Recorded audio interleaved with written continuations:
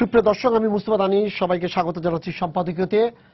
আজকের বিষয় ফুটবলে বালিকাদের বিষয়, আর এ নিয়ে আলোচনার জন্য আমাদের স্টুডিওতে উপস্থিত আছেন গোলাম রাব্বানী ছোটন।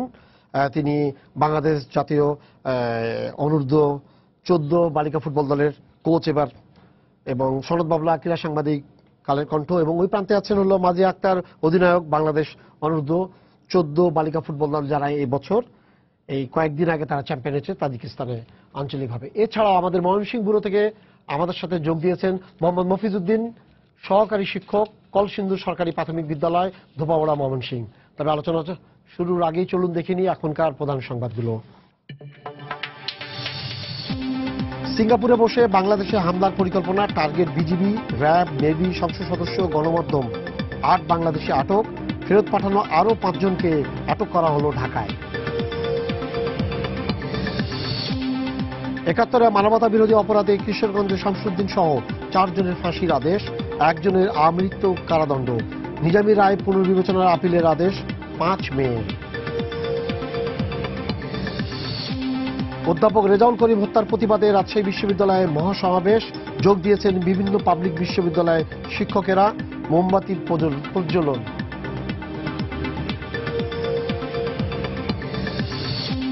পদ্মা সেতুতে রেল সংযোগ সহ 9টি উন্নয়ন প্রকল্প একনেকে অনুমোদন, ব্যয় ধরা হল 44,000 কোটি টাকা।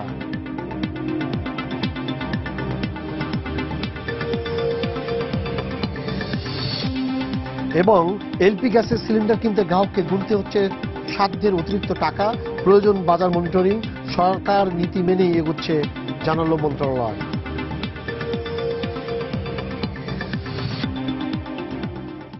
আচ্ছা, আমাদের সাথে এর পাশাপাশি আরো যোগ দিয়েছে, আমাদের অতিথি কক্ষে আছে এই বাংলাদেশ বালিকা অনূর্ধ্ব ফুটবল দল যারা চ্যাম্পিয়ন হয়েছে সম্প্রতি তাজিকিস্তানে, তারাও আমাদের অতিথি কক্ষে আছেন। আমাদের সাথে তারা বিভিন্ন কথায় যোগ দিবেন। তবে রাব্বানী ভাই, আমাকে একটু বলবেন যে এই পুরো জিনিসটা, যে সেন্ট্রাল এবং সাউথ এশিয়ান জোনের যে আন্ডার 14 মানে বালিকা ফুটবল দল চ্যাম্পিয়ন হয়েছে, এর পেছনে মূল কারণটা কি? আসলে এটার হলো মূল কারণ, আমরা হঠাৎ করেই আমরা তাজিকিস্তানে যে অনূর্ধ্ব 14 চ্যাম্পিয়ন হয় নাই, এটা আমি মনে করি 2013 সাল থেকে আসলে এটার প্রক্রিয়া শুরু হয়েছে। 2013-তে আমরা সারা বাংলাদেশের যে অনূর্ধ্ব 14 প্ল্যানের সৌজন্যে একটা টুর্নামেন্ট করেছিল বাংলাদেশ ফুটবল ফেডারেশনের মহিলা উইং। সেখান থেকে আসলে আমাদের এই পথ চলা শুরু।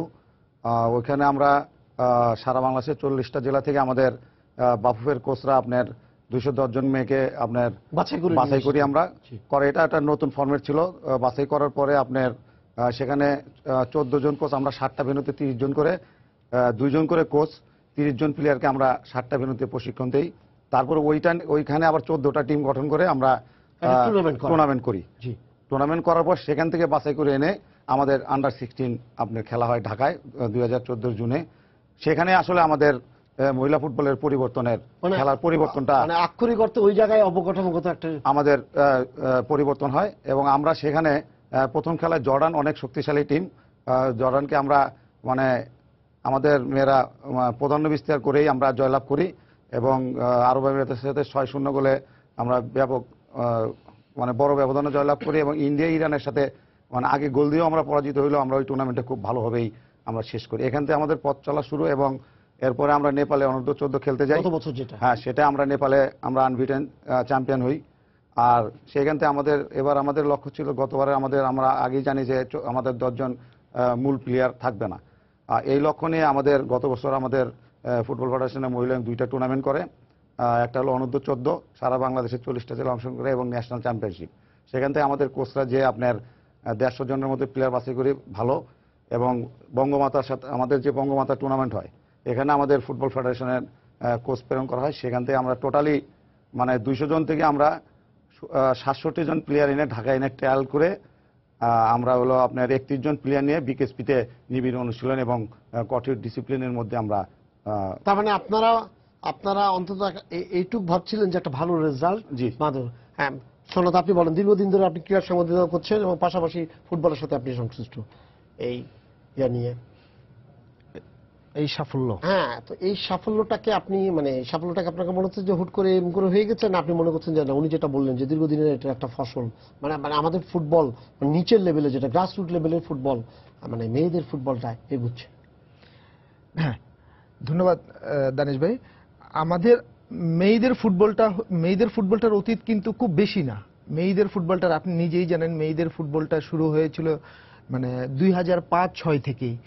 তো এটা হঠাৎ করে আপনার 2013 এসএ গেমস থেকে, এসএ গেমসে বাংলাদেশে 2010 সালে বাংলাদেশের মেয়েরা ব্রোঞ্জ জিতে, সেটাকেই মনে হয় যে টার্নিং পয়েন্ট। সেখান থেকেই বাংলাদেশের মেয়েদের ফুটবলের যাত্রাটা হলো যে একদম নতুন ভাবে শুরু হয়েছে মনে হয়। আর বাংলাদেশের মানুষ প্রথম মেয়েরা যে ফুটবল খেলতে পারে, ভালো ফুটবল খেলতে পারে, সেটা দেখে গেছে সেটা হলো যে বঙ্গবন্ধু স্টেডিয়ামে বসে দেখেছে 2016 সালে, জাস্ট 2014-তে, এই জাস্ট 2 বছর আগে। ইভেন মানে যেখানে যেখানে ইরান, ভারত এবং হ্যাঁ হ্যাঁ হ্যাঁ ওই ইভেন আমি এইটুকু আপনাকে বলতে পারি, আমরা যারা সাংবাদিকও ছিলাম, আমরাও হলে যে এত ভালো ধারণা নিয়ে এত ভালো ধারণা আমাদের ছিল না যে এই মেয়েরা এত ভালো খেলবে। জর্ডানের মতো টিম, আরব আমিরাত, এদের ফুটবল ঐতিহ্য অনেক দিনের। এই টিম আমাদের একদম এদেরকে হারিয়েছে এবং ইন্ডিয়ার সঙ্গে একটা পেনাল্টি করে হেরেছিল, ইরানের সঙ্গেও 1 গোলে হেরেছিল। মানে মানে আপনি ভাবতে পারবেন না, আমার ওই স্মৃতিগুলো এখনো মনে আছে যে আমাদের এখনকার ছেলেদের যে লিগ হয়, আমাদের যে প্রিমিয়ার লিগ হয়, ওখানে যতটা না লোক ছিল তার চেয়ে অনেক অনেক বেশি লোক ছিল। এবং মানে আমাদের মানুষ আপনি ভালো খেললে যে তারা যে মাঠে দর্শক থাকে সেটা প্রমাণ করে, সেটা দুর্দান্ত ছিল। ওইখান থেকে ওই সিনটা দেখার পরে আমার মানে হয়তোবা তাদের মধ্যেও এক ধরনের আত্মবিশ্বাস কাজ করেছে। তারপর থেকেই হলে যে আরো ভালো করার তাড়নাটা আরো বেড়ে গেছে। কারণ সব জায়গায় জিনিসগুলো এরকম হয়, যখন আপনি রেজাল্ট পাচ্ছেন, মাঠে যখন ভালো করছেন, চারদিক থেকে যখন আপনাকে উৎসাহ দেওয়া হচ্ছে, যখন এটার একটা অভিনন্দন আসছে, তখন মনে করি যে না আরেকটু তো যাওয়া যায়। আমার মনে হয় সেই জায়গা থেকে আজকের এই সাফল্য। হ্যাঁ, এখানে একটা আপনি হলে যে আগেই বলছিলেন যে ইন্ডিয়ার সঙ্গে কিভাবে পারলো, এটা আমাদের আমারও ধারণার বাইরে। ইন্ডিয়ার কত বছর ধরে ফুটবল খেলছে, ওদের মেয়েরা যে ফুটবল খেলে, ওদের মেয়েরা যে স্কিল বা ওরা যে স্ট্যামিনা নিয়ে চলে, সেটা আমাদের ক্ষেত্রে আমরা আসলে ভাবা। হ্যাঁ, আমাদের দানেশ ভাই, আপনার বোধহয় মনে আছে যে আমাদের মেয়েদের যে কোনো ক্রীড়া বলতে আনসার, বিডিপি এরা হলে যে হয়তো একটা মেয়ে একসঙ্গে খেলে। হ্যাঁ, সবগুলো খেলে, হ্যান্ডবল, ভলিবল, কোনোটা বাদ নেই, ক্রিকেট, সব সব ওরাই খেলে। কারণ হলো যে ওরা আনসারে চাকরি করে, ওরা জীবিকার তাগিদে খেলে, যা খেলতে বলে ওরাও চেষ্টা করে। একজন প্লেয়ার স্বাভাবিকভাবে হয়তো এটাও খেলতে পারলে ওইটাও হলে যে চেষ্টা করে দেখা হলে হয়ে যায়। তো এইখানে এই জায়গা থেকে বেরিয়ে আসে, হ্যাঁ, এই জায়গা থেকে এখন বেরিয়ে আসার জন্য এই যে কলসিন্দুরের যে মেয়েরা যে একটা হলো যে বিপ্লব ছিল, এটা 2011 সালে, যে ওরা বঙ্গমাতা থেকে তারা হয়েছে। এবং আর একটা মজা হলো যে সবাই কিন্তু গরিব ঘরের মেয়ে, এবং হয়তোবা তার ফ্যামিলিও কখনো ফুটবল নিয়ে যে ফুটবল খেলে যে হ্যাঁ বাবার মতো শক্তি ছিল না, স্বাভাবিক। তো ফুটবল খেলে যে হলে যে জীবন মানের যে উন্নতি হয়, সেটাও ভাবিনি। আমার মনে হয় এখন ওই জায়গাটাতে মেয়েদের ফুটবলটা আস্তে আস্তে যাচ্ছে এবং এটাকে ফোকাস করা উচিত। এবং আপনি আজকে মফিজ স্যারের সঙ্গে কথা বলবেন, উনিও এই বিষয় নিয়ে অনেক বেশি উদ্গ্রীব। কারণ যে ভদ্রলোক শিক্ষক, উনি শিক্ষকতা করে দিন কাটিয়েছেন, উনি কখনো ভাবেননি ফুটবল নিয়ে আমি এতটা আলোকিত। কলসিন্দুর যখন আসছে, তাহলে আমরা কলসিন্দুরের মেয়ের কাছে যাই। দলের ক্যাপ্টেন মার্জিয়া, কলসিন্দুর বাড়ি। মার্জিয়া, তোমার কি মনে হয় কি কারণে তোমরা জিতলা? মানে আমরা আমাদের যে এবার বাংলাদেশ আন্ডার-14 টিম মানে তাজিকিস্তান গিয়েছিল, ওই টিমটা মানে অনেক সুশৃঙ্খল ভাবে মানে গিয়েছিল, আর আমরা কঠোর অনুশীলন পালন করছি, আর আমাদের মাঝে ছিল ডিসিপ্লিন। স্যার বলতো সবসময় যে ভালো প্লেয়ার হলেই হবে না, মানে বাইরের দিকটাও দেখতে হবে, যে আমরা ডিসিপ্লিন বজায় রাখতে হবে। ডিসিপ্লিনের মাধ্যমেই মানে সব মানে জয় আসে। আর আমরা মানে সব সময় খেলা নিয়ে ভাবতাম। আর এবার বিকেএসপিতে ক্যাম্প হওয়াতে আমাদের একটু সুবিধা হয়েছে যে ওইখানে আমরা মানে স্বাধীনভাবে প্র্যাকটিস করতে পারছি। আর ওইখানে আমাদের স্যার মানে থাকা খাওয়া সব সুবিধাগুলো ভালো ছিল। আচ্ছা মার্জিয়া, তোমার কি মনে হয়নি ভারতের বিরুদ্ধে খেলছো, বা দীর্ঘদিন ধরে ভারত খেলে, কোনো সময় তোমার মধ্যে চাপ সৃষ্টি হয়েছে, মনে হচ্ছে যে ভারত তো একটা সাংঘাতিক জিনিস? না, ওইটা মানে প্রথম ম্যাচে একটু মানে আমাদের ছিল, কিন্তু ওদের সাথে আর যখন মানে মাঠে আমরা নামতাম তখন আমাদের মানে এই ভয়টা ছিল না যে না, আমরা যখন গিয়েছি বাংলাদেশের জন্য, দেশের জন্য একটা কিছু আমাদের নিয়ে যেতে হবে। যখন আমাদের বাংলাদেশের যে জাতীয় সঙ্গীতের মিউজিকটা বাজে তখন মানে আমাদের শরীরে অন্যরকম একটা স্পিড মানে আসে যে না, বাংলাদেশের জন্য আমাদের কিছু একটা নিয়ে যেতে হবে। তো মাঠে নামার পরে আমাদের এই ভয়টা আর থাকে না। তো ওদের সাথে খেলে মানে প্রথম ম্যাচে 3-1 গোলে আমরা জিতছি, তখন মানে অনেকটা ভয় মানে কেটে গেছিল। ভয় কেটে গেছে। তারপরে তো তোমরা যখন এখান থেকে যাও তোমাদের প্রত্যাশা কি ছিল? এখান থেকে আমরা যখন যাই তখন আমাদের প্রত্যাশা মানে আমরা আশাবাদী ছিলাম যে এবার আমরা একটা ভালো রেজাল্ট করব, যেহেতু গতবারের আমরা চ্যাম্পিয়ন টিম। তো আমাদের মাথায় এটাই ছিল যে আমরা এবার আমাদের মানে চ্যাম্পিয়ন হতে হবে, দেশের জন্য কিছু একটা নিয়ে যেতে হবে। তো দেশের জন্য করলা, তুমি দেশের কাছ থেকে কি তোমাদের আশা? দেশের জন্য আশা মানে তোমাদের কি আশা, মানে তোমরা কিভাবে ভালো করতে পারো, তোমাদের এটা কোন, তোমার প্রত্যাশাটা কি, তোমার দলের প্রত্যাশাটা কি? আমার দলের প্রত্যাশা যে আমরা যে খেলাধুলা করতেছি, খেলাধুলার মাধ্যমে মানে যত সাহায্য সহযোগিতা আছে মানে ভালো খেলতে পারি, আমাদের দীর্ঘদিন ধরে যেন প্র্যাকটিসটা হয়। আর ক্যাম্প হলে যেন মানে দীর্ঘ লম্বা ক্যাম্প করা হয়, যেন ভালো কিছু করতে পারি। আচ্ছা, এবার তোমাদের স্যারের কাছে যাই। মফিজ স্যার। জি স্যার, আপনি শুনতে পাচ্ছেন? হ্যাঁ, শুনতে পাচ্ছি। আচ্ছা, আপনি আপনার মেয়েটার কথা শুনেছেন? জি। আচ্ছা, আপনি বলবেন যে কি করে কলসিন্দুর সরকারি প্রাথমিক বিদ্যালয় থেকে এই ফুটবল, মেয়েদের এই ফুটবলটা এগিয়ে আসলো? জি, প্রথমেই আমি আপনাদের মাধ্যমে বাংলাদেশের সকল দর্শক শ্রোতাকে ধন্যবাদ জানাই। সেই সাথে ধন্যবাদ জানাই যারা আমার এই টিমকে বিভিন্নভাবে সহযোগিতা করেছেন তাদেরকে। তো আসলে 2011 সালে আমাদের প্রাথমিক যে শিক্ষা অধিদপ্তর অর্থাৎ প্রাথমিক শিক্ষা মন্ত্রণালয়ের অধীনে বঙ্গমাতা বেগম ফজিলাতুন্নেসা মুজিব গোল্ড কাপ প্রাথমিক বিদ্যালয় ফুটবল টুর্নামেন্ট শুরু হয়।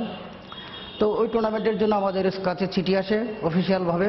আমরা ওই চিঠির আলোকেই দল গঠনের চিন্তা করি। আমার স্কুলের প্রধান শিক্ষিকা মিনতি রানী শীল আমাকে বললেন যে অফিসিয়ালভাবে চিঠি আসছে, একটা মেয়েদের দল গঠন করতে হবে। তো আমি কথাটা শুনে আমার কাছে ভালো লাগলো, কারণ এর আগে আমার ছেলের টিমও ছিল, কিন্তু ছেলের টিম নিয়ে আমি বেশি একটা আগাতে পারছিলাম না। তো ওই ম্যাডামের কথা শুনে আমি আবার মেয়ে প্র্যাকটিস শুরু করলাম। আমি প্রথম অবস্থায় এক সেকশনের সাথে আরেক সেকশনে খেলা দিয়েছি, তারপরে আমি এক ক্লাসের সাথে আরেক ক্লাস। তো এইভাবে আমি 20-25 জন মেয়ে বাছাই করে প্রাথমিক টিম গঠন করি। আমার ওই টিমটাই প্রথম পর্যায়ে একদম ইউনিয়ন পর্যায় থেকে শুরু করে উপজেলা পর্যায়ে, জেলা পর্যায়ে চ্যাম্পিয়ন হয়।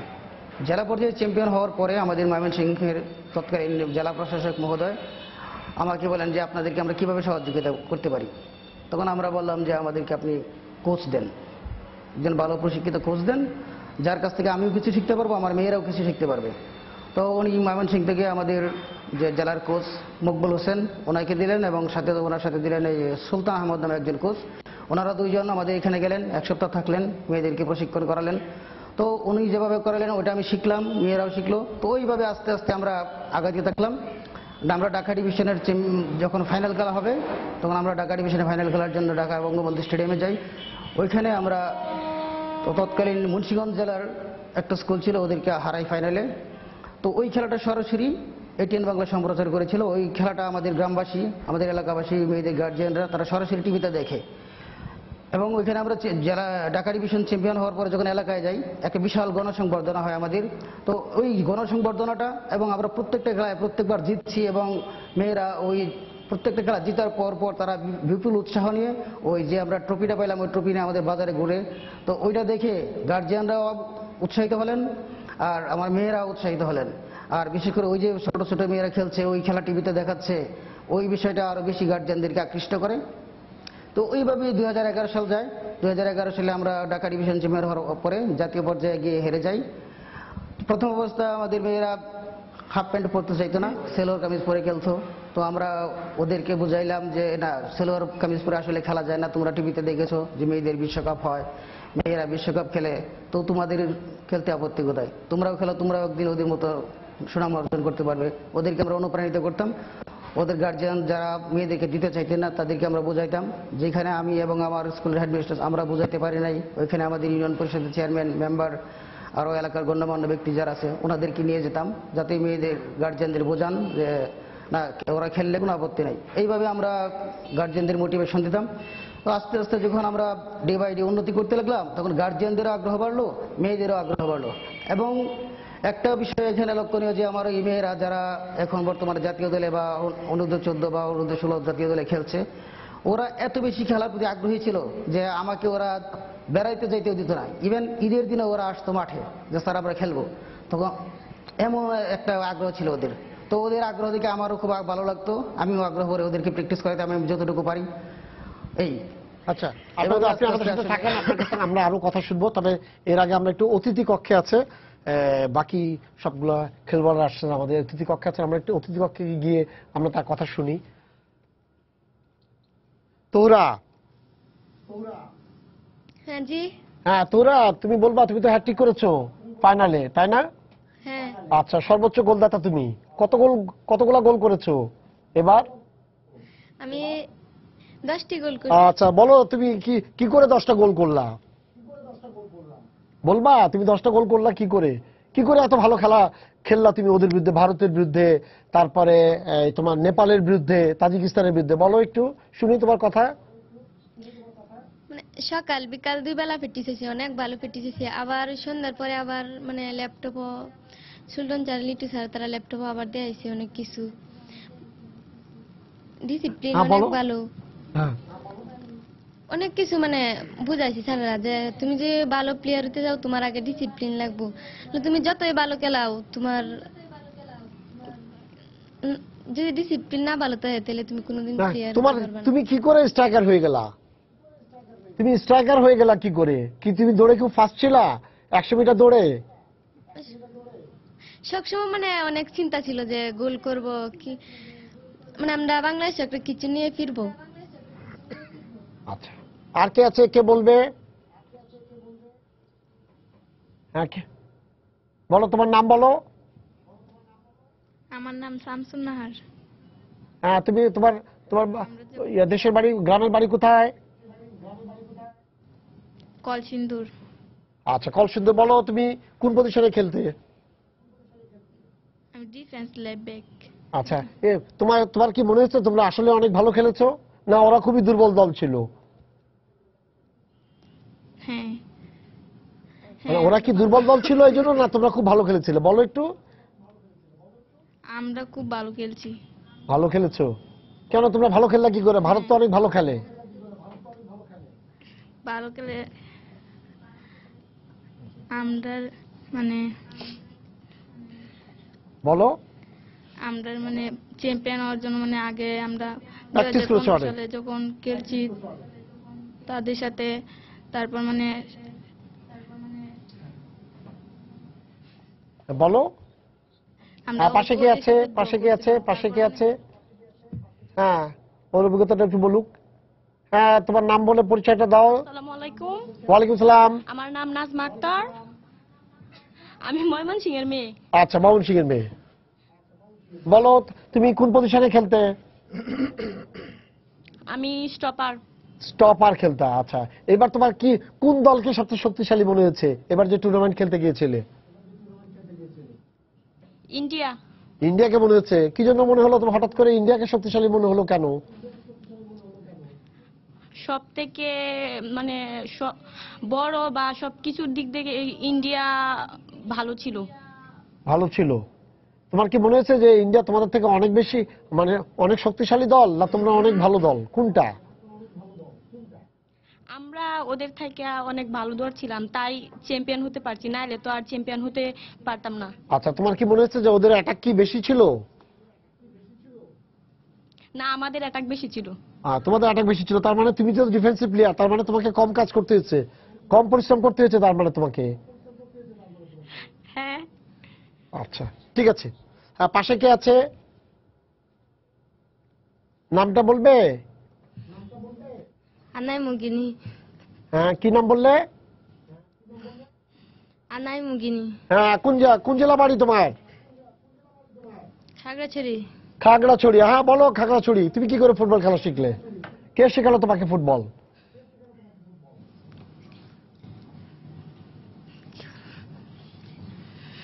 বলো। স্যারেরা আমাদেরকে শেখাইছি। কোন স্যার শিখাইছে তোমাদেরকে? চেতন স্যার। প্রথম তুমি যে জাতীয় দলে ঢুকেছো, কোন যোগ্যতা, মানে তোমার কোন দক্ষতায় তুমি জাতীয় দলে ঢুকলে? বঙ্গমাতা খেলছি আগে, খেলে জাতীয়।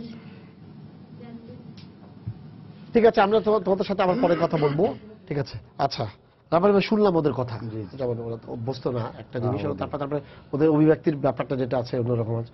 এখন এই দলটাকে নিয়ে কি পরিকল্পনা আছে? এখন আসলে পরিকল্পনা আমি আসলে বেসিক্যালি দাদা জানে যে 2009 সালে আমি মহিলা টিমের সাথে সম্পৃক্ত হই। 2009 জুন মাসে যেটা বাংলাদেশে এসএ গেমস হয়, সেটা আমাকে মহিলা টিমে, আমি কোনোদিনও চিন্তাও করি নাই যে আমি মহিলা টিমের কোচ হব। এটা আমার নতুন একটা অভিজ্ঞতা এবং গেলাম। প্রথমে আমার একটা অভিজ্ঞতা ছিল যে যখন মহিলা ফুটবল ঢাকায় শুরু হয়, আমার একদিন খেলা দেখার অভিজ্ঞতা হয়েছিল। পশ্চিমবঙ্গের একটা দল আসছিল, আমাদের জাতীয় দলের সাথে খেলা ছিল। বঙ্গবন্ধু স্টেডিয়ামে আমি খেলা দেখতেছি ভিএভিতে বসে। তো আমাদের বাংলাদেশের মেয়েদের খেলা দেখে আমার পাশে যারা দর্শক ছিল সবাই মানে হাসি তামসা করতেছিল। তো আমি যখন হঠাৎ করেই আশ্চর্যজনকভাবে আমি কোচ হয়ে গেলাম 2009 সালে, তখন যে প্রথমে আমার কথা ছিল যে ফুটবল খেলা হলো দৌড়ানোর খেলা। ফুটবল খেলা খেলতে হয় দৌড়ে, মানে হাইটা যদি খেলে সবাই আপনার ওকে হাসাহাসি করবে। আর আপনার মেয়েদের তখন ছিল ট্রাউজার পরে খেলা। তা আমার কথা হলো যে প্রথমেই তুমি খেলতে যখন আসছো, তখন প্রথমেই তোমার খেলার যে পোশাক এটা পরেই তোমার খেলতে হবে, আর হলো দৌড়ে খেলতে হবে। আর তখন থেকে আপনার প্রফেশনাল যে ট্রেনিং, যে আমার খেলার অভিজ্ঞতা বা আমার কোচিংয়ের যে অভিজ্ঞতা, আমি পুরাটাই মেয়েদের উপর ইমপ্লিমেন্ট করি। এবং আমার আরেকটা জিনিস অভিজ্ঞতা আছে, 2010 সালে আমার একটা মহিলা ফুটবল কোচিংয়ের উপর শ্রীলঙ্কায় কোচিং করার এক্সপিরিয়েন্স হয়েছিল। এবং সেখানে দুইজন বিলিন্ডা উইথ মনিকা, জার্মান এবং অস্ট্রেলিয়ার দুইজন খুব অভিজ্ঞ ইনস্ট্রাক্টর পেয়েছিলাম। এবং আমি ওখানে অনেকগুলো প্রশ্ন করি এবং ওইখান থেকে আমার একটা যে মেয়েদের ব্যাপারে, ওরা আমাকে ডাইরেক্ট বললো যে মেয়েদের সাইকোলজিও আলাদা। ছেলেদেরকে আপনি যা ইচ্ছা তাই করতে পারবেন, কিন্তু ওদেরকে দিয়ে করাতে পারবেন না, কারণ ওরা একটা আলাদা একটা। তো ওখান থেকে আমার অভিজ্ঞতা হয় এবং মেয়েদের সাথে আমি আজ পর্যন্ত কাজ করতেছি। এখানে কাজ করা অনেক কঠিন কাজ, কিন্তু আবার সুবিধাও আছে যে এদেরকে যা বলা হয় তারা তাই করে। তো আমি ওইখান থেকে শুরু, এবং তারা দেখছে যে আমাদের পরিবর্তনে আসলে প্রথম আমরা ব্রোঞ্জ পেলাম, ওই টিমের আমি কোচ ছিলাম। এরপরে 16 যেটা ঢাকায় খেলা হলো ওইটারও আমি কোচ ছিলাম। মোটামুটি যতগুলো মহিলা টিমের 14 থেকে ন্যাশনাল পর্যন্ত আমি ওদের সাথে আসি, আর আমার বন্ধু লিটু। তো এখন ওদের সাথে থাকতে থাকতে বুঝি অনেক কষ্ট আছে, কিন্তু তারা কাজের ব্যাপারে খুবই আপনার মনোযোগী। এবার আমাদের যেটা এই সাফল্য আপনি বলেন যে কি, আমরা এখানে আমার প্রথমেই সংখ্যা ছিল যে 10 জন ভাইটাল প্লেয়ার গতবারের চ্যাম্পিয়ন নেই। আর আমরা যাচ্ছি তাজিকিস্তান আপনার আমাদের ছেলে টিমও অনেক ন্যাশনাল টিমও গেছে। এত দূর লম্বা জার্নি করে আমি শুনছি যে তারা আপনার ক্লান্ত হয়ে যায়, হয়ে যায়, সে হয়ে যায়, কিন্তু আমার এই ভয় ছিল। আর এখানে ওইটার অভিজ্ঞতা নিয়ে আমার ক্যাম্প যে শুরু হয়েছে, এবার আপনার নতুন একটা নিয়ম করা হয়েছিল যে কোনো কারোর সাথে বাবা মা সবকিছু দেখা করতে পারবে না, রেস্ট্রিক্টেড, মানে বাচ্চাদের জন্য এটা অসুবিধাই যে দেখা করতে পারবে না। আপনি এটা প্রথমে শুরু করি যে মানসিক শক্তি বাড়ানোর জন্য।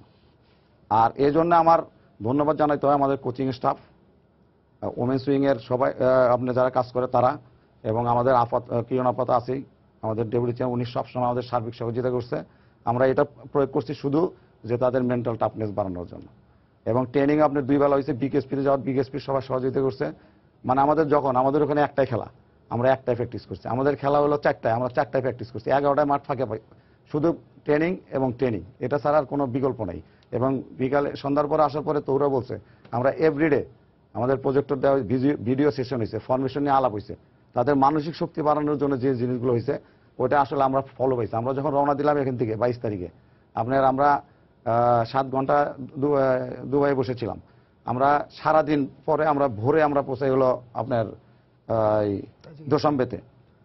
যাওয়ার পরে আমরা 7 ঘন্টা রেস্ট নেওয়ার পর আবার প্র্যাকটিস নেয় করি এবং খুবই ভালো প্র্যাকটিস করে। পরের দিন আমরা ট্রেনিং, আমাদের মূল ট্রেনিং ছিল যেটা, আমরা মূল ট্রেনিংয়ে নামে আধা ঘন্টা রৌদ্র ছিল, তারপরে প্রচণ্ড বৃষ্টি, কিন্তু আমার উঠে আসার কোনো সুযোগ ছিল না, আমার মেন ট্রেনিং। এবং প্রচণ্ড বৃষ্টির মধ্যে প্র্যাকটিস করার পরে রাতে 2টার সময় আমার ঘুম ভেঙে যায় যে আসলে জিনিসটা কি হইলো, এই মেয়েদেরকে বৃষ্টিতে প্র্যাকটিস আসলে জ্বর আসতে পারে। আল্লাহর রহমতে আমি সারা রাত ঘুমালাম, সকালবেলা উঠে দেখি না, সকালে আমাদের স্টেজিং ছিল, সব প্লেয়ার আল্লাহর মধ্যে ফিট। পরের দিন প্র্যাকটিস করলাম। আপনি বললেন যে ইন্ডিয়া অনেক শক্তি, ইন্ডিয়া আসলেই শক্তিশালী। কারণ আমি মোটামুটি মহিলা টিমের কোচ, যেহেতু আমি এই সাউথ এশিয়া এবং সেন্ট্রাল এশিয়া বা মহিলা টিমগুলোর কি অবস্থান আমি নিয়ে একটু চিন্তা করি। ওদের যে প্লেয়ারের যে কোয়ান্টিটি আছে তো চিন্তাই করা যায় না। এবং ওদের যে হাইট মার্জিয়া আমার ক্যাপ্টেন, ওর ডাবল, ওদের যে ডিফেন্স লাইন, আমার তহুরা, এই তহুরার কথা স্পেশালি না বললেই না। তহুরা এবং মনিকা চাকমা এই টুর্নামেন্টে আপনার one of the best player. Marjia আমার টিমের বেস্ট প্লেয়ার, কিন্তু মার্জিয়াও অস্বাভাবিক খেলা এই টুর্নামেন্টে খেলতে পারেনি। কিন্তু মনিকা এবং তহুরা সবচেয়ে ছোট প্লেয়ার। আপনার ইন্ডিয়ার ওরা ডাবল ডিফেন্স ফিজিক্যালি, তহুরা কারোর প্লেয়ারই মনে করে নেই। এটা আমি মনে করি। আর আমার একটা থিওরি, আমি যে লাস্ট যেবার চ্যাম্পিয়ন হয়েছি, যে প্রথম থেকেই তাদেরকে মানসিকভাবে যে নামও প্রথমেই ওইখানে ধরো এবং মারো, এই জিনিসটা তাদের ভিতরে আসছে। যেটা আগে আমি আগে তাদের টিম নিয়ে গেছি, কিন্তু আমাদের টিম ইন্ডিয়া, নেপাল, ইরান এদেরকে দেখলেই আমাদের প্লেয়াররা আপনার ছোট হয়ে যেত, মানসিকভাবে ভয়ে ছোট হয়ে যেত। কিন্তু এখন হাইট সবকিছু দেখি, কিন্তু এই টিমরা আপনার গতবারও টিম দেখা গেছে যে এরা যায় হোটেলে খাওয়া দাওয়া করলো, নিজের মতো চলে আসলো, মাঠে গেল, আবার চলে আসলো, চ্যাম্পিয়ন হলো। একই অবস্থা কোন টিম, ইরান আসছে হোটেলে দৌড়াইতেছে, চিল্লাইতেছে, করতেছে। ইন্ডিয়া তো আপনার বেসিক্যালি ওরা হলো একটু নিজেদের মানে ভাবে যে গম্ভীর, মানে তারা একটু বড় টিম এরকম। আমার মেয়েরা আপনার ওই দিক থেকে এখন অনেক এগিয়ে গেছে এবং তারা মাঠে প্রমাণ করছে। প্রত্যেকদিন প্রত্যেকটা টিমরেই নেমেই গোল দিছে এবং তারা ওই সাহসিকতা দেখাই আপনার টিম চ্যাম্পিয়ন হয়েছে। তো এখন আমাদের সামনে করণীয় যে আমরা, আপনি একটা জিনিস দেখবেন যে সম্ভাবনা, প্রথমে দেখবেন সম্ভাবনা আছে কিনা। এখন তারা সম্ভাবনা প্রমাণ করছে। আমার ভয় ছিল যে গতবার চ্যাম্পিয়ন হয়েছে, এবার হয় কিনা। আর 10 জন প্লেয়ার নতুন নিয়ে গেছে। আপনার আরো বলতে হয় যে আনাই, একটু কথা বললো আনুচিং, 2 বোন, এরা যমজ বোন। আপনার বলতে হয় নীলা, বলতে হয় আপনার আখি, তারপরে আপনার রূপনা চাকমা। আমার যে গতবার যে 2 গোলকিপার খেলছে চ্যাম্পিয়ন হয়েছে, ওরাও এবার খেলতে পারেনি। রূপনা চাকমা খেলছে রেগুলার, একদম নতুন আসছে আপনার রাঙ্গামাটি থেকে। এই মেয়েরা যে স্বাচ্ছন্দ্যময় খেলা খেলছে, এবং স্পেশালি তাজিকিস্তানের 2 বছরের বাচ্চা থেকে 70 বছরের বয়স্ক লোক বাংলাদেশের সাপোর্টার। তো আপনার সবকিছু সম্ভাবনা এরা জায়গায় তুলেছে। এখন আমাদের যারা আছেন তারা আমাদেরকে সাপোর্ট করছে, মহিলা উইং তো আমাদের সাথে সবসময় আছেন। আমি আশা করবো যে ফুটবল ফেডারেশনে যারা আছেন তারা খুবই অভিজ্ঞ, তারা এদেরকে আপনার যতটুকু সহযোগিতা, কারণ দেশের সরকারও আপনি কোনটা সম্ভাবনাময় খাত ওটার দিকে আপনি করেন। তা আমি মনে করি মহিলা টিম প্রমাণ করছে যে এটা একটা সম্ভাবনাময় খাত, এরা দেশের জন্য কিছু করতে পারবে। অতএব এদের পিছিয়ে আপনার কিছু করা উচিত। আচ্ছা, উনি যে কথা বললেন, ভাবলে আপনি আমাকে বলেন যে এই অর্জনটাকে, ওরা যে টানা দ্বিতীয়বারের মতো তারা চ্যাম্পিয়ন হয়েছে, আমাদের কিশোর দল, যাদেরকে আমরা কোনো সুযোগ সুবিধা তেমন কোনো কিছুই দেই না, এবং বাংলাদেশে ওভারঅল সব জায়গাতে এই খেলাও হয় না, লিগের ব্যাপারটাও থাকে না। একবার ন্যাশনাল চ্যাম্পিয়নশিপ হয় বা জুনিয়র বা প্রাইমারি স্কুল টুর্নামেন্ট যেটা হয়, এর বাইরে আমাদের কিন্তু ইনফ্রাস্ট্রাকচার নাই। আপনি যদি ভারতের সাথে দেখেন, ভারতের সাথে উনি যেটা বললেন, ভারতের সাথে যদি দেখেন, তাদের সাথে আমাদের কোনো মিলই নেই। তারপর আমার কাছে খুব মানে এটা আসলে এটা বিস্ময়ের মতো ঘটনা। কারণ বিষয় এই কারণে বিষয় যে ভারতের মতো দেশ যারা গত 15 বছর ধরে টানা প্রফেশনাল ফুটবল লিগও খেলছে, সেই জায়গাতে সেই দলের বিরুদ্ধে 4 গোল করে ফেলা বা 3-1 গোলে জিতে যাওয়া, 2বার তাদেরকে হারানো, হঠাৎ করে হয়তো দেখা গেল একবার সুবিধার কারণে সে জিতে গেছে পরবর্তী। তার মানে যে তারা টানা 2টা ম্যাচ জিতে তারা প্রমাণ করেছে যে ভারত, এই দল আন্ডার 14-এ ভারত যে দল নিয়ে থাকুক, যে জায়গায় থাকুক না কেন, ভারত আমাদের অনেক পেছনে। অথচ সুযোগ সুবিধা কিন্তু ওরা আমাদের থেকে অনেক বেশি পায়। সেক্ষেত্রে সুযোগ সুবিধাগুলো কি হওয়া উচিত? সুযোগ সুবিধা এখন আনডাউটেডলি আমাদের বর্তমান যে বাংলাদেশ ফুটবল ফেডারেশন বা বাংলাদেশের যে ফুটবল আছে, এই ফুটবলের ঝান্ডাটা, এই ফুটবলের বড় ফুটবলের পতাকাটা এখন বাংলাদেশের মেয়েদের হাতে। বাংলাদেশের ছেলেরা যা পারছে না, মেয়েরা তা করে দেখাচ্ছে। এটা হলো যে এই সময়ের একটা মানে ফুটবল ফেডারেশনের জন্য একটা স্বস্তির জায়গা। কারণ তারা মহিলা ফুটবলের পেছনে অত খরচ করেনি যে পরিমাণ তারা রিটার্ন পেয়েছে। তারা ছেলে ফুটবলের জন্য অনেক খরচ করেছে কিন্তু রিটার্ন হয়নি, করছে এবং অতীতেও করেছিল, এখনো করছে, ভবিষ্যতেও করবে, কারণ ছেলেদের ফুটবল অনেক বেশি কম্পিটিটিভ। ওখানে করছে কিন্তু হলে যে ওই রিটার্ন নেই। কিন্তু মেয়েদের এখন একটা জিনিস খুব পরিষ্কার, মেয়েদের পিছনে যদি মেয়েদের পিছনে আপনি বিনিয়োগ করলে সেই বিনিয়োগ বৃথা যাবে না, কারণ মেয়েদের গণ্ডিটা, মেয়েদের ফুটবলে ওই রকম কম্পিটিশন হয় না।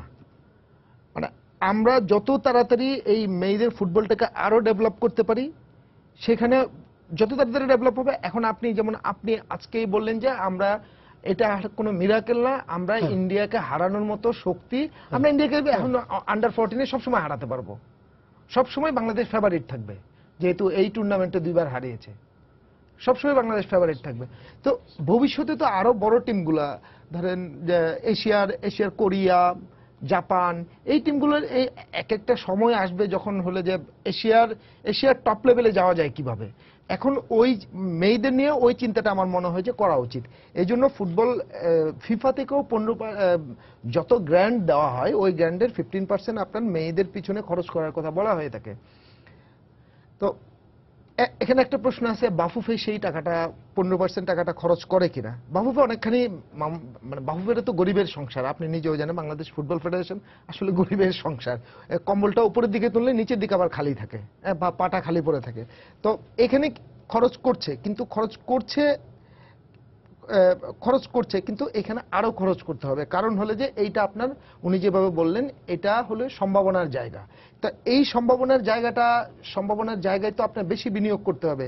আমার মনে হয় এখানে লিগ করা উচিত, আর মেয়েদের ফুটবলের খেলাগুলো আরো বাড়ানো উচিত, আর পকেট তৈরি করা উচিত। শুধুমাত্র একটা পকেট দিয়ে আপনি পারবেন না। আরেকটা জিনিস সবচেয়ে গুরুত্বপূর্ণ, যে আপনি যদি দেখেন এখানে কলসিন্দুরটা এসছে কিভাবে, কলসিন্দুর মানে আলাদা হয়েছে, সবার চেয়ে আলাদা হয়েছে। তারা 2011 সালে বঙ্গমাতা ফুটবলে চ্যাম্পিয়ন হয়েছেন, বঙ্গমাতা ফজিলাতুন্নেসা এই টুর্নামেন্টে চ্যাম্পিয়ন হয়েছে। ঠিক একইভাবে ছেলেদেরও বঙ্গবন্ধুর নামে ছেলেদের নিয়েও একটা টুর্নামেন্ট হয়।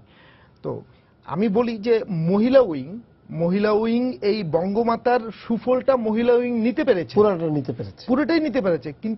কিন্তু হলে যে এত বছর ধরে বঙ্গবন্ধু ছেলেদের খেলাটাও হয়, বাংলাদেশ ফুটবল ফেডারেশন এই ছেলেদের ফুটবলের সুফলটা নিতে পারেনি, কারণ এইখানে এতগুলো স্কুল জয়েন করে, এত স্কুল জয়েন করে, সারা বাংলাদেশের সব প্রাইমারি স্কুল জয়েন করে। আপনার এখন বলা হচ্ছে বাংলাদেশের ছেলেদের ফুটবলে হলে যে আপনার সামর্থ্যবান ফুটবলার নাই, কোয়ালিটি নিচে নেমে গেছে। তাহলে আপনার কি রুট লেভেলে যেতে হবে? রুট লেভেল মানেই এই প্রাইমারি স্কুলের ছেলেরাই। এইটা বারবার বলা হয়, কিন্তু হলে যে তারা কখনো এর সুফলটা ইউজ করতে পারে নাই। আমি এই জন্য থ্যাঙ্কস জানাই যে বাংলাদেশ মহিলা উইং এ যিনি মেইন কাজ করেন, মাহফুজ আক্তার কিরণ, ওনাকে থ্যাঙ্কস জানাই যে এই টুর্নামেন্টটার সুফলটা, আর এই টুর্নামেন্টের সুফল না নিতে পারলে তো হলে যে আপনি তাহলে এই টুর্নামেন্টটা হয় কেন? এটা তো বছরের পর বছর হচ্ছে, বছরের পর বছর শিক্ষা মন্ত্রণালয় করছে, বাট আপনি বিএফএফ এই জিনিসটা তো আপনি নিতে পারেন, ওখান থেকে তো আপনি পিক করতে পারেন, বা এই ছেলেগুলো নিয়ে।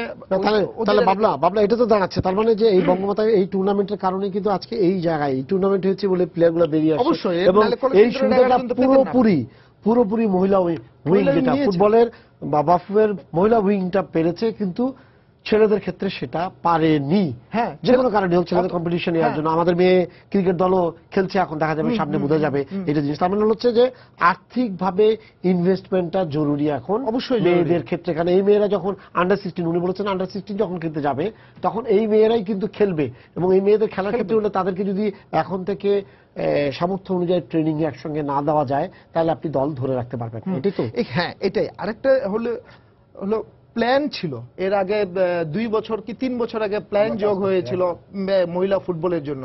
তো আমাদেরও, আমরা এজ এ মানে ফুটবলের অনুরাগী হিসেবে আমরাও মানে এইরকম যারা এনজিও আছে তাদেরকেও আমরাও আহ্বান জানাই যেন হলে যে এই মহিলা ফুটবলটাকে সামনে এগিয়ে নিতে যেন সাহায্য করে। হ্যাঁ, মার্জিয়া বলো, তোমার কথা বলো। তোমার এই যে তুমি এতদিন ধরে খেললে, এই যে 2011 সাল থেকেই খেলছো, তাই না? সুন্দর। আমাকে তুমি বলো যে এই খেলা খেলে তোমার কি মনে হচ্ছে তুমি আসলে ভালো ফুটবলার হতে পারবে?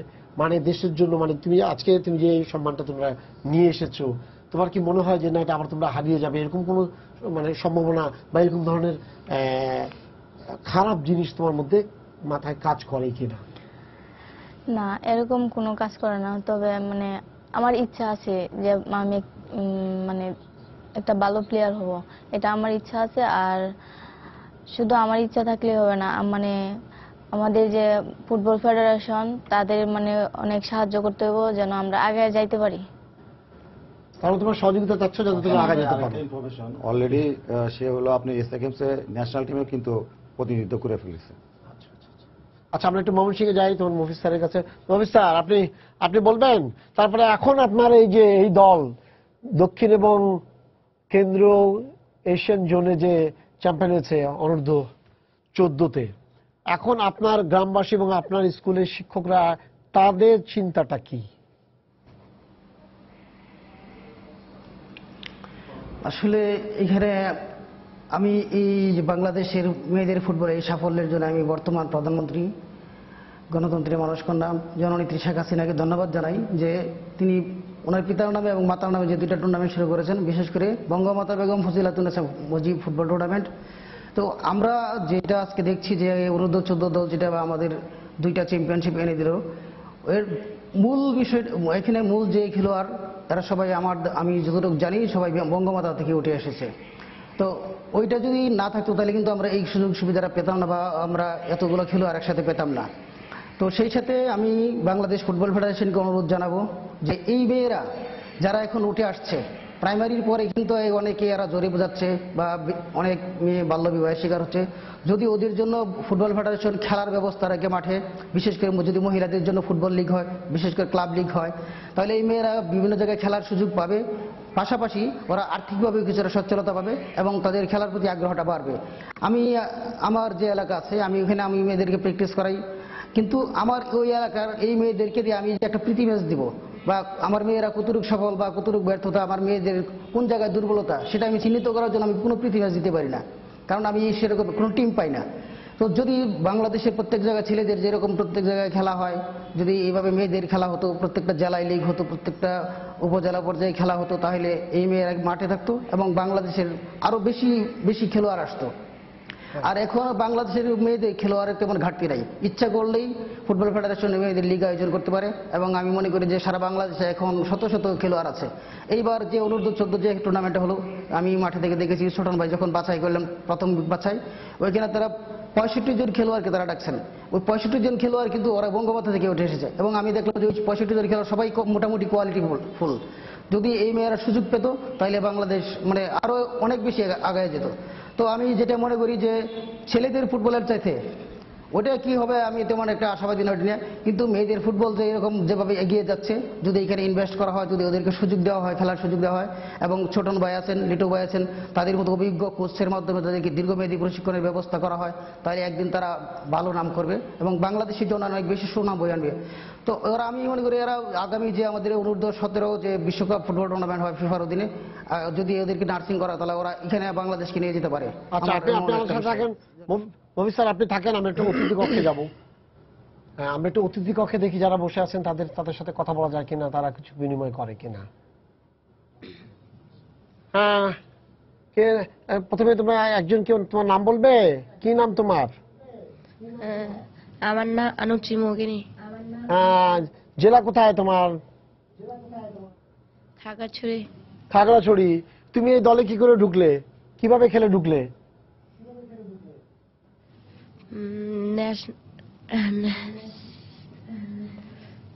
কোথায় কোথায় এর আগে খেলেছো তুমি? তুমি এই যে দলে গেলে, এই দলের সঙ্গে গেলে? বঙ্গমাঠে খেলছি আর হাই স্কুলে জেলা পর্যায়ে খেলছি। আচ্ছা। তখন আর যে গ্রামে খেলছি তখন থেকে অনেক খেলা। আচ্ছা, আমাকে তুমি বলবে তুমি কোন পজিশনে খেলেছো এবার? আমি খেলছি স্ট্রাইকারে। স্ট্রাইকার। কয়টা গোল করেছো? 5টা গোল। এর মধ্যে কোনো হ্যাটট্রিক আছে? জি। কার সাথে হ্যাটট্রিক করেছো, কার বিরুদ্ধে? নেপালের সাথে। নেপালের সাথে 9 গোল, যে খেলা 9 গোলে জিতেছিলে? জি। আচ্ছা, তোমার পরে একজনকে দাও, কি নাম বলবে তোমার? সাদিয়া আফরিন। কোথায় বাড়ি, কোথায়? নরসিংদী। নরসিংদীর কোন জায়গায় সাদিয়া? পলাশ থানা। ও, পলাশ থানা। কোন পজিশনে খেলতা এবার দলে? কোন পজিশনে খেলেছো? Right back. কোথায় খেলেছো? রাইট ব্যাকে খেলেছো। আচ্ছা বলো, এবার তোমার অভিজ্ঞতাটা বলো, এবার কি তোমরা খুব ভালো খেলেছো না ওই দলগুলো খুব দুর্বল ছিল, কোনটা? হ্যাঁ, ভালো খেলছি, ভালো খেলার কারণে আমরা চ্যাম্পিয়ন হয়েছি। হ্যাঁ, তোমার এই যে পুরো টুর্নামেন্টে খেললা, কোনো কিছু মনে হয়েছে কোনো সময় যে না ভয় ভীতি কাজ করেছে, তোমরা পারবে কি পারবে না প্রথম দিকে যখন গেছো, এরকম কোনো কিছু মনে হয়েছে তোমার? না, ভয় কিছু মনের ভিতর ঢুকে নাই, তার জন্য আমরা আগায় যাইতে পারছি এবং চ্যাম্পিয়ন হইতে পারছি। I really proud. আচ্ছা, এরপরে কে আছে? কাউকে দিবে? নাম বলবে তোমার? আমার নাম মনিকা চাকমা। মনিকা চাকমা। কোথায়, রাঙামাটি? হ্যাঁ। আচ্ছা বলো মনিকা, তুমি কোন পজিশনে খেলেছো? আমি রাইট উইং খেলতাম। আচ্ছা, রাইট উইং খেলতা। কেমন খেললে এবার এই যে খেলাগুলো হলো? ভালো খেলছি। ভালো খেলেছো। কি করে এত ভালো কি করে খেললে?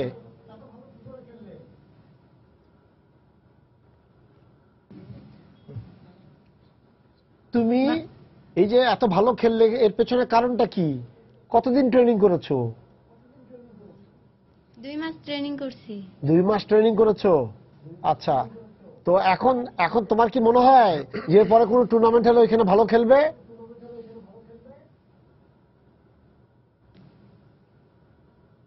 হ্যাঁ।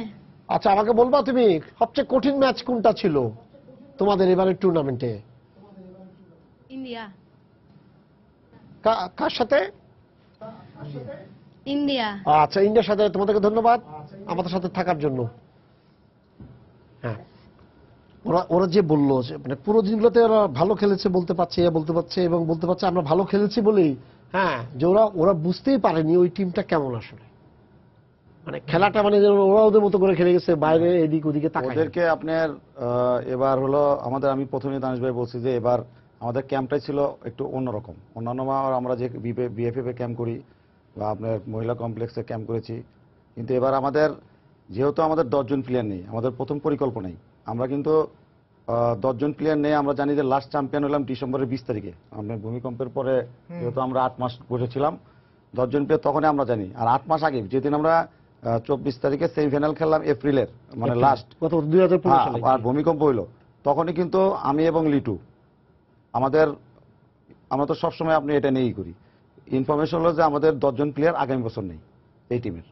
তখন থেকে আমরা সারা বাংলাদেশে আমরা কিন্তু সার্চ করা শুরু। আমাদের খেলা ফাইনাল হয়ই নাই, কিন্তু এই বছরে এই খেলার জন্য আমরা, যেহেতু আমাদের 4 মাস পরে আমাদের এই খেলা, আমরা তখন থেকে আমরা সারা বাংলাদেশে কোন জায়গায় কোন বঙ্গমাতার খেলা হচ্ছে আমরা ওখানে চলে গেছি। 2 জন জেএফ কাপে আমাদের সব কোচ আপা, আমাদের যে মেন আমাদের ভূমিকা রাখে কিরণ আপা, উনি আপনার আগে আমাদের প্রতিনিধিরা বাছাই করতেন, সম্মানিত প্রতিনিধি, ওনাদের সাথে আমরা কোচ সব জায়গায় 6 ভেন্যুতে আমরা চলে গেছি। আপনার ন্যাশনাল চ্যাম্পিয়নশিপ হয়েছে, আমরা 6 ভেন্যুতে 6 জন কোচ চলে গেছি। আপনার ঢাকায় ফাইনাল রাউন্ড হয়েছে national championship with JF cup, ওইখানে আমরা প্রতিনিয়ত আমরা করছি। এটা আমরা কিন্তু এই সময় না, আমরা গত বছর থেকে আমরা এটা নিয়ে কাজ করতেছি। এবং আমাদের যেটা বললাম যে 10 জন প্লেয়ার আপনার নতুন আসবে, তো এদের মানসিক শক্তি বাড়ানোটাই আমাদের জরুরি। তো আমরা ক্যাম্পের স্টাইল, যেমন আপনার বাবা মা, এখন পর্যন্ত আজকে পর্যন্ত কারো আপনার কোনো বাবা মার সাথে কোনো দেখা কোনো কিছু হয়নি। আপনার ফার্স্ট ম্যাচ জেতার পরে আপনার হাসা হয়নি, কারণ আমরা লক্ষ্য নিয়ে গেছি, আমার ক্যাপ্টেন এখানে আছে, আমরা বলছি যে আমাদের লক্ষ্য হলো ফাইনাল খেলা, মানে ফাইনালে যাওয়ার পর আমরা চিন্তা করবো কিছু। আপনার ইন্ডিয়ার সাথে এত বড় জয় হয়েছে, দেশের মানুষ হয়তো অনেক হয়েছে, সবাই হয়েছে, কিন্তু আমার টিম আপনার ওয়ার্ম ডাউন করছে, বাট হাসে নেই, এতটুকু বাচ্চা। এটা তো এই জিনিসটা করা অনেক কঠিন কাজ। আপনার এরপরে হলো আপনার নেপালের সাথে 9-0 গোলে জয়লাভ, মানে আনএক্সপেক্টেড। নেপালও কিন্তু আমাদের ইন্ডিয়ার পরে আমাদের প্রথম প্রতিপক্ষ। আমরা সবসময় খালি গোলই খাইছি, 9 গোলে জেতা হয়েছে, শুধু ওয়ার্ম ডাউন হয়েছে। ওয়ার্ম ডাউন হয়েছে, বাসে উঠছে, হোটেলে চলে আসছে, পরের খেলার জন্য আবার প্রিপারেশন।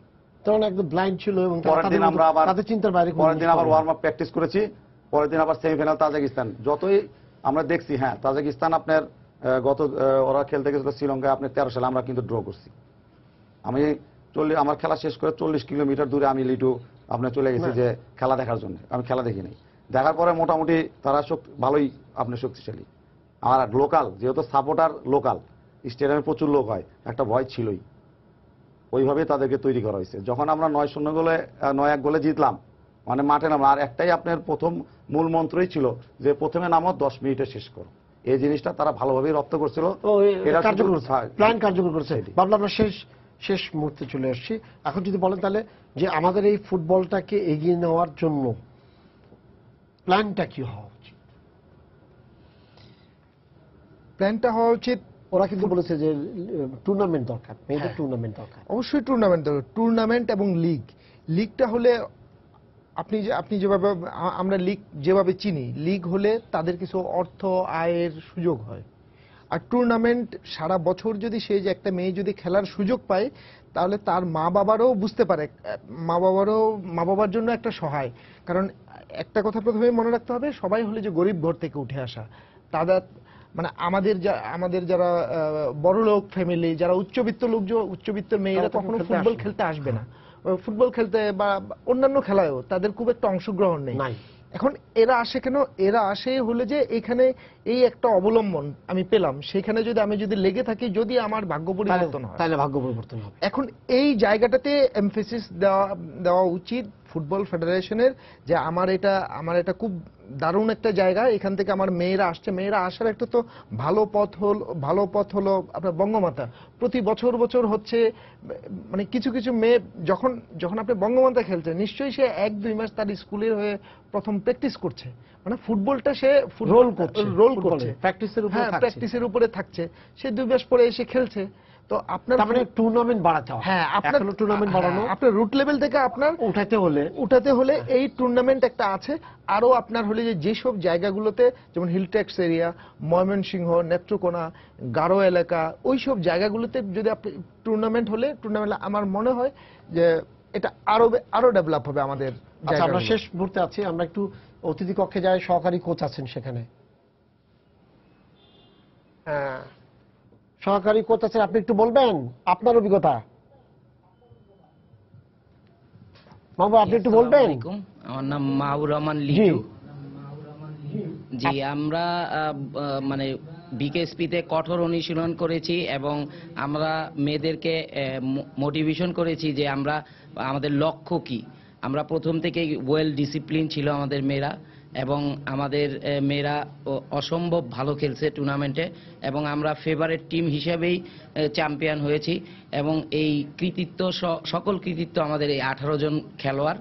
আমরা শুধু তাদেরকে প্র্যাকটিস, টেকনিক্যাল এগুলি করেছি, এবং বিকেএসপিতে আমরা নিবিড় প্রশিক্ষণ করেছি, এবং বিকেএসপিতে আমরা ভিডিও সেশন দেখাচ্ছি, এবং ইন্ডিয়ার বিভিন্ন গেম আমরা ওদের দেখাইছি যে ওদের কি প্লেয়ারকে কাকে গার্ড দিতে হবে।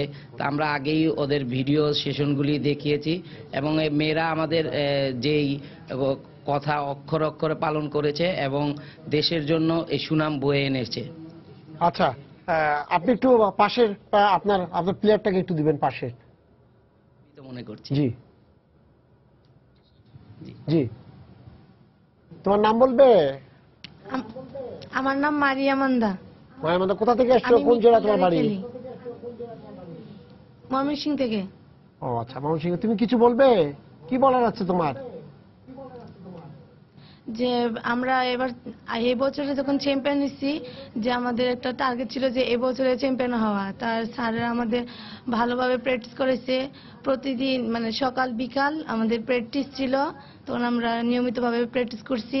তারপরে আমাদের একটা আশা ছিল যে বাংলাদেশের জন্য কিছু সুনাম বই নিয়ে আসার জন্য, তাই আমরা টার্গেট নিয়ে আমরা তাজিকিস্তানে গিয়েছিলাম, যে তার জন্য আমরা ভালো একটা রেজাল্ট নিয়ে আসতে পারছি। আচ্ছা, তোমাদেরকে ধন্যবাদ আমাদের সাথে যোগদান করার জন্য। পাশাপাশি আমাদের সময় শেষ হয়ে গেছে, আপনাদেরকেও আমি ধন্যবাদ দিচ্ছি। পাশাপাশি মার্জা, তোমাকেও ধন্যবাদ দিই, তুমি এসছো এবং তোমার দল চ্যাম্পিয়ন হয়েছে, এবং এটা তো অবশ্যই বলতে হবে টানা দ্বিতীয়বারের মতো চ্যাম্পিয়ন হয়েছে, তোমাদেরকে অভিনন্দন জানাচ্ছি। পাশাপাশি আমি মফিজ স্যার, আপনাকেও ধন্যবাদ জানাচ্ছি যে আপনি এত কষ্ট করে সেই ধোবাউড়া থেকে আমাদের ময়মনসিংহ স্টুডিওতে এসে আপনি আমাদের সাথে যোগ দিয়েছিলেন। সেজন্য সবাইকে শুভেচ্ছা জানিয়ে শেষ করছি আজকে সম্পাদকীয়। আগামীকাল আবারও দেখা হবে রাত 10টায়। দেখার আমন্ত্রণ রইল। শুভরাত্রি।